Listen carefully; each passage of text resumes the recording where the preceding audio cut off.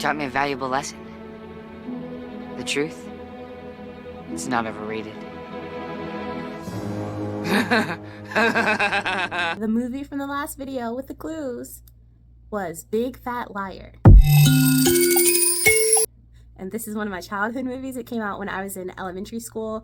And I honestly think this movie is one of the reasons why I do not like lying today, because this movie was so over the top with the lies, and it had a really good message about how, you know, initially like oh, the truth, it's overrated, was like a big thing in the movie. And then the big message at the end was the truth, it's not overrated. Yes.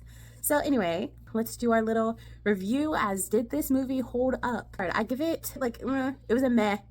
I give it a meh movie because the movie overall was very dumb. Like, it's a kid's movie and it's very dumb, over the top. Like, you know, most of the movie, it's scenarios that would never happen in real life. So it's a lot of imagination and stuff like that. But I think the message is what saves it, because it's a really good message and it scarred me as a kid. Like, oh my goodness, I can't lie, because then it like torpedoes. And also the cool thing about this movie is it had so many actors from like shows that we watched growing up in this movie. Like, here's one clip that I thought was hilarious when I watched this as an adult. Why did you call cut? I did not tell you to stop acting, Urkel. Wolf, how many times have I told you not to call me Urkel? My name is Javale White, okay? Urkel was a character I played when I was a child.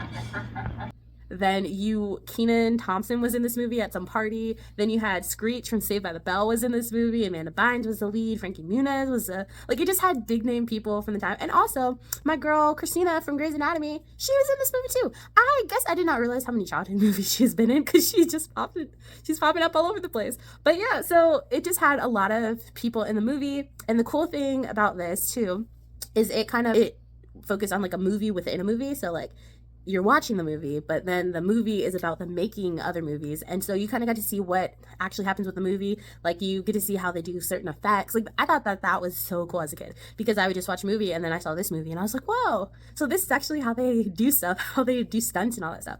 But the message, I think, is what saves it. And it is a very important message. So if you like Big Fat Liar as a kid, let me know what you think, because yeah, watching it as an adult, I had not seen it since I was a kid. So this was an experience. And so many like memories just came flooding back while I was watching it. I got the nostalgia. It was a good experience, and I kind of teared up a little bit at the end doing this kids movie. I don't know why, but I did, just because I like the way they ended it, how everyone got what they deserved. And also the crazy thing about this movie, like, I mentioned this movie in one of my earlier Christmas movie reviews, because I was reviewing a movie and one of the villain in this movie was in that movie, and I was like, Big Fat Liar. So it's kind of like a throwback to that video. But the thing too is this movie was just crazy how so many people hated this one guy, and how they all just came together and was like, hey, we're gonna get him back for everything he's given us, which is crazy.